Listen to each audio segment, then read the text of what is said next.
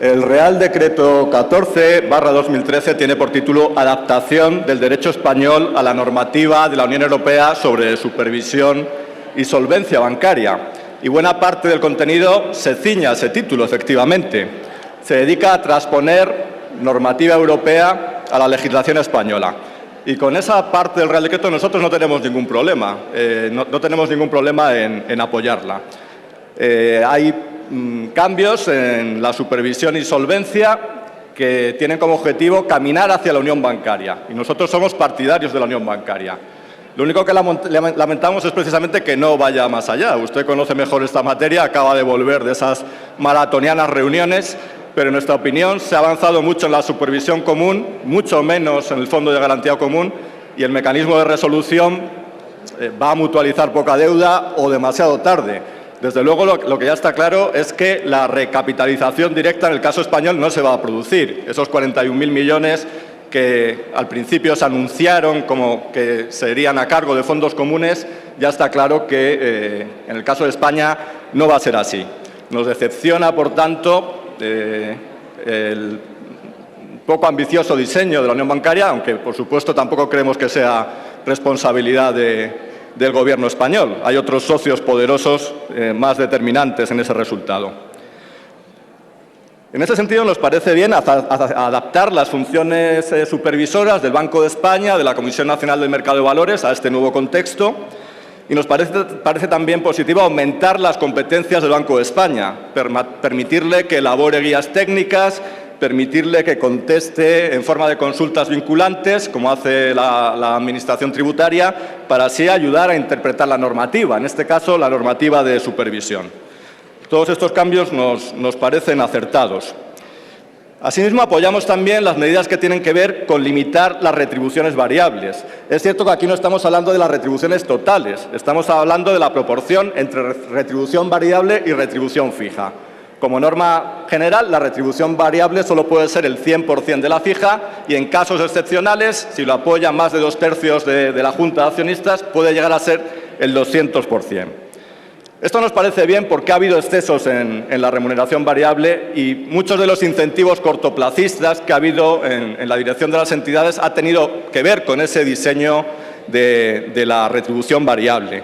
Nosotros seríamos partidarios de ir más allá. En la Ley de Cajas, que se discute la semana próxima, entre las innumerables enmiendas que nos han sido rechazadas, había alguna en este mismo sentido, que fuese más transparente la remuneración, que las juntas de accionistas tuviesen un mayor papel, precisamente con mayorías cualificadas de 2/3, pero nosotros lo pedíamos para el conjunto de la remuneración, es cierto, no para la remuneración variable. En cualquier caso, esto es un paso en esa dirección y nos parece bien, corto, pero positivo. Otras medidas tienen que ver con los derivados bursátiles. Los derivados constituyen un mercado ingente, hasta ahora sin control, hasta ahora anónimo, y con estas nuevas medidas se va a poder identificar a las partes contratantes en esos intercambios de derivados, en esos contratos de derivados, lo que facilitará la transparencia y el control en ese mercado. Si este fuese el final del Real Decreto, como desearíamos, porque si se transpone normativa comunitaria sería bueno hacer solo eso, nuestro voto sería afirmativo. Nuestras objeciones vienen a la segunda parte del Real Decreto, que lo que hace es ampliar el rescate público a la banca. Hay algunas disposiciones que ya involuntariamente, sin querer, reflejan el coste público que este rescate está teniendo, porque hay una disposición que se refiere a la situación patrimonial del FROB, y esa disposición nos dice que ha incurrido en muchas pérdidas, que su capital se está agotando y que, para que no se ponga en duda su solvencia, los préstamos públicos se van a poder convertir en capital. ¿Qué nos indica eso? Que el FROB efectivamente ha perdido, que el FROB ha ido agotando los recursos que tenía y que los préstamos se van convirtiendo en capital para hacer frente a nuevas necesidades. No entendemos en ese sentido que el discurso público siga siendo que el coste del rescate a la banca para el contribuyente va a ser cero. Es que las propias normas nos van diciendo una y otra vez lo contrario. Y esto queda también muy claro en lo que efectivamente es la medida más importante de este Real Decreto, aunque ocupa muy poco espacio. Hay nuevas ayudas públicas a la banca. Se amplía ese rescate, pero de forma vergonzante, envuelto en tecnicismos, en una parte corta del Real Decreto, de forma que parece que no se está haciendo.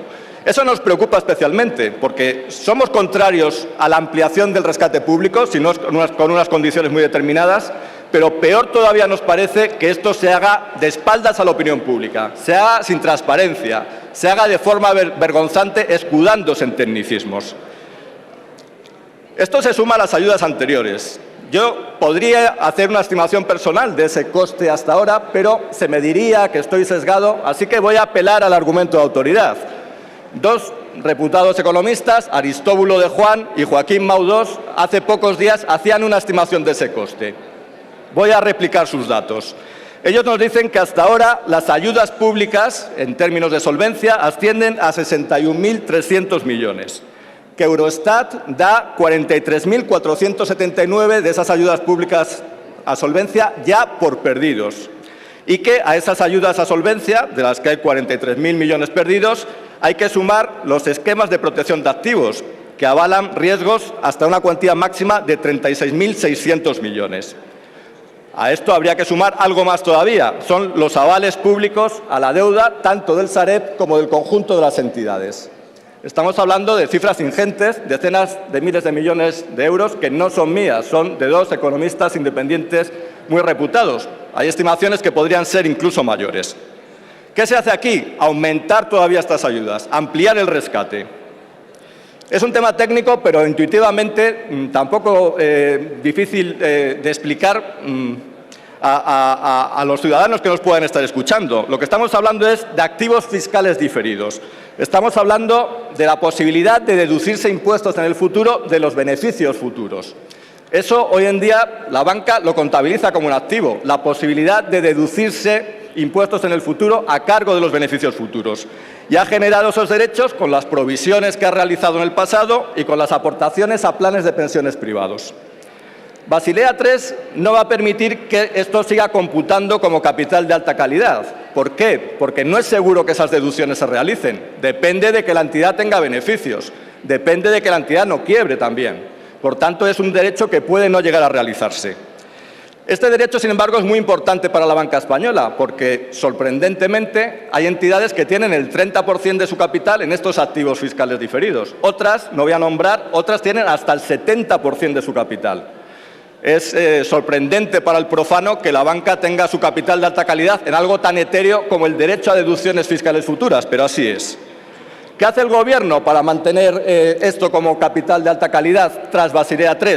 Avalar esos derechos, garantizarlos públicamente, de forma que si la entidad no llega a deducírselo porque no tiene beneficios suficientes o porque quiebra, el Gobierno responde de esa cantidad, hasta un máximo de 30.000 millones de euros.